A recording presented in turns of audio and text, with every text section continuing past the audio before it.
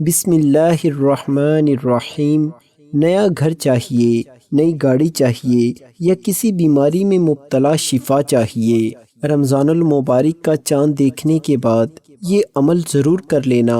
محترم ناظرین، جیسے ہی رمضان المبارک کا چاند نظر آئے گا، رمضان کا مہینہ شروع ہو جائے گا۔ اس مہینے میں ہمارے پیارے آقا صلی اللہ علیہ وسلم نے کون سے کام کرنے کی تاکید فرمائی ہے، جو آج کی ویڈیو میں ہم آپ کو بتائیں گے، اور ساتھ میں آپ کو یہ بھی بتائیں گے کہ قرآن مجید کی وہ کون سی مبارک صورت ہے جسے آپ نے رمضان المبارک کا چاند نظر آنے پر پڑھنی ہے، جس سے آپ کے گھر کے حالات ٹھیک ہو جائیں گے، آپ کی ہر طرح کی تنگی دور ہو جائے گی۔ اس بارے میں مکمل تفصیلات جاننے کے لیے ویڈیو کو آخر تک ضرور دیکھیے گا۔ یاد رہے، شعبان کے دنوں میں رمضان کو پا لینے کی طلب کا اظہار اس حدیث سے بھی ہوتا ہے، جس میں حضور اکرم صلی اللہ علیہ وسلم نے رمضان المبارک کے انتظار میں شعبان کے دن گن گن کر گزارنے کی تاکید فرمائی ہے۔ جیسا کہ ایک روایت میں ہے کہ شعبان کے چاند رمضان کے انتظار میں گن گن کر گزارو۔ ناظرین، اس سے مراد ہے کہ رمضان کی آمد کے پیش نظر شعبان کی تاریخوں کا حساب بھی رکھو۔ رمضان کے شروع ہونے سے پہلے ہی اللہ کے پیارے حبیب صلی اللہ علیہ وسلم صحابہ کو یوں فکر مند فرماتے۔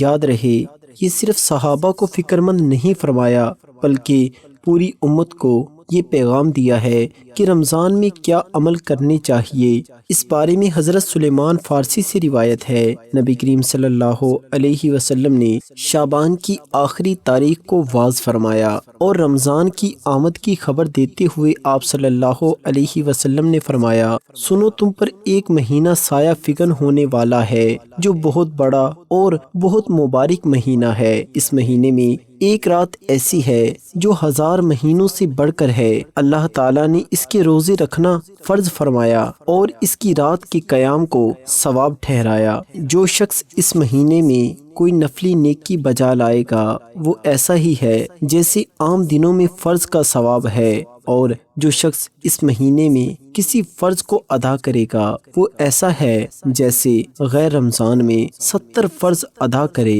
یہ صبر کا مہینہ ہے اور صبر کا بدلہ جنت ہے۔ یہ مہینہ لوگوں کے ساتھ غم خواری کرنے کا ہے۔ اس مہینے میں مومن کا رزق بڑھا دیا جاتا ہے۔ جو شخص کسی روزے دار کا روزہ افطار کروائے، اس کے لیے گناہوں کے معاف ہونے اور آخرت میں نجات کا سبب ہوگا۔ اسے روزے دار کے ثواب کے برابر ثواب ہوگا، مگر روزے دار کے ثواب میں کچھ بھی کمی نہیں ہوگی۔ صحابہ اکرام نے عرض کیا، اے اللہ کے رسول صلی اللہ علیہ وسلم، ہم میں سے ہر شخص اتنی طاقت نہیں رکھتا کہ روزہ دار کو افطاری کرائے۔ آپ صلی اللہ علیہ وسلم نے ارشاد فرمایا، یہ ثواب پیٹ بھر کر کھانا کھلانے پر نہیں۔ اگر کوئی شخص ایک کھجور سے روزہ افطار کرا دے، ایک گھونٹ پانی یا ایک گھونٹ دودھ کا پلا دے، تو اللہ اس پر بھی یہ ثواب فرمائے گا۔ یہ ایسا مہینہ ہے، اس کا اول حصہ رحمت، درمیانی حصہ مغفرت اور آخری جہنم کی آگ سے آزادی کا ہے۔ جو شخص اس مہینے میں اپنے غلام اور نوکر کے بوجھ کو ہلکا کر دے، اللہ تعالیٰ اس کی مغفرت فرما دے گا اور آگ سے آزادی عطا فرمائے گا۔ اس مہینے میں 4 چیزوں کی کثرت کیا کرو، جن میں سے 2 چیزیں اللہ کی رضا کے لیے ہیں، اور 2 چیزیں ایسی ہیں جن سے تمہیں سارا کام نہیں۔ پہلی 2 چیزیں جن سے تم اپنے رب کو راضی کرو، وہ کلمہ طیبہ اور استغفار کی کثرت ہے، اور دوسری 2 چیزیں یہ ہیں کہ جنت کی طلب کرو اور جہنم کی آگ سے پناہ مانگو۔ جو شخص کسی روزے دار کو افطاری کرائے اور اسے پانی پلائے گا، اللہ تعالیٰ میرے حوض سے اس کو ایسا پانی پلائے گا جس کے بعد جنت میں داخل ہونے تک اسے پیاس نہیں لگے گی۔ تو ناظرین، یہ تفصیلی حدیث ہر مسلمان کو اپنے پلے باندھ لینی چاہیے۔ اس حدیث میں اللہ کے رسول صلی اللہ علیہ وسلم نے رمضان کے مہینے کے وہ کام تفصیل کے ساتھ بتائے ہیں جن کا رمضان میں اہتمام کرنا چاہیے، اور رمضان میں جو اجر و ثواب بڑھا دیا جاتا ہے اس کا بھی ذکر فرما دیا، تاکہ ہر مسلمان اس مبارک مہینے میں شوق کے ساتھ عبادت کرے۔ یہ انسانی فطرت ہے، جب اسے کسی چیز میں زیادہ نفع نظر آتا ہے تو اس کی رغبت اس جانب بڑھ جاتی ہے تو ناظرین یاد رہے کہ اللہ تعالیٰ نے یہ مبارک مہینہ ہمیں اس لیے عطا فرمایا ہے۔ 11 مہینے انسان دنیا کے رندوں میں مشغول رہتا ہے، جس کی وجہ سے دلوں میں غفلت پیدا ہو جاتی ہے، روحانیت اور اللہ تعالیٰ کے قرب میں کمی واقع ہو جاتی ہے۔ تو رمضان المبارک میں آدمی اللہ کی عبادت سے اس کمی کو دور کر سکتا ہے، دلوں کی غفلت اور زنگ کو دور کر سکتا ہے، تاکہ اللہ تعالیٰ کا قرب حاصل کر کے زندگی کا ایک نیا دور شروع ہو جائے۔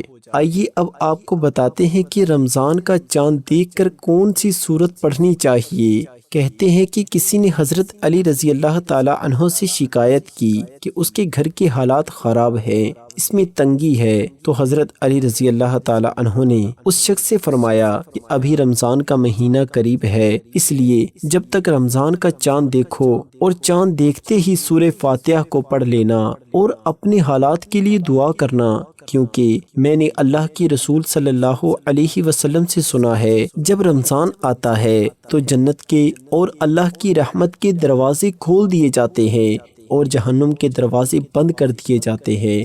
اس لیے اس مہینے کا چاند دیکھ کر اللہ تعالیٰ سے جو بھی دعا مانگی جائے اللہ تعالیٰ قبول فرمائے گا۔ اللہ تعالیٰ فرماتے ہیں، سورہ فاتحہ مختصر سورت ہے، اس کی برکت بہت زیادہ ہے، اس لیے اس سورت کا وظیفہ بھی لازمی کریں اور اپنی حاجات کے لیے اللہ تعالیٰ سے دعا مانگیں۔ انشاءاللہ آپ کی حاجت اس وظیفے کی برکت سے پوری کر دی جائے گی۔ خود بھی اس سے استفادہ حاصل کریں اور اپنے پیارے دوستوں کے ساتھ بھی شیئر ضرور کریں۔ ناظرین، آخر میں آپ کو رمضان کا چاند دیکھنے کی وہ دعا بھی بتاتے ہیں جو آپ صلی اللہ علیہ وسلم رمضان کا چاند دیکھ کر مانگا کرتے تھے۔ اس حوالے سے حضرت جعفر بیان کرتے ہیں کہ ایک موقع پر جب آپ صلی اللہ علیہ وسلم نے رمضان کا چاند دیکھا تو آپ لوگوں کی طرف متوجہ ہوئے اور پھر یہ جامعہ دعا فرمائی، جس کا ترجمہ کچھ یوں ہے: اے اللہ، اس رمضان کے چاند کو ہم پر امن، ایمان، سلامتی، اسلام عظیم عافیت کے ساتھ طلوع فرما اور بیماریوں کو دور کرنے، روزہ، نماز، تلاوت قرآن کے لیے مددگار کے طور پر طلوع فرما۔ اے اللہ، ہمیں رمضان کے لیے سلامت رکھ اور رمضان کو ہمارے لیے سلامتی کا معجب بنا اور اسے ہم سے اس حالت میں واپس کر کہ رمضان جائے اور میں بخش چکا ہوں۔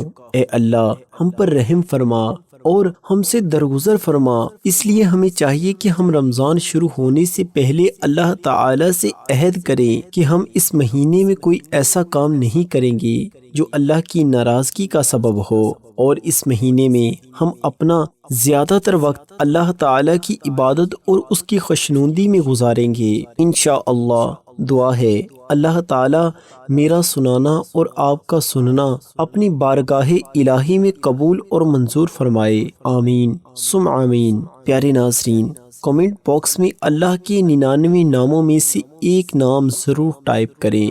شکریہ۔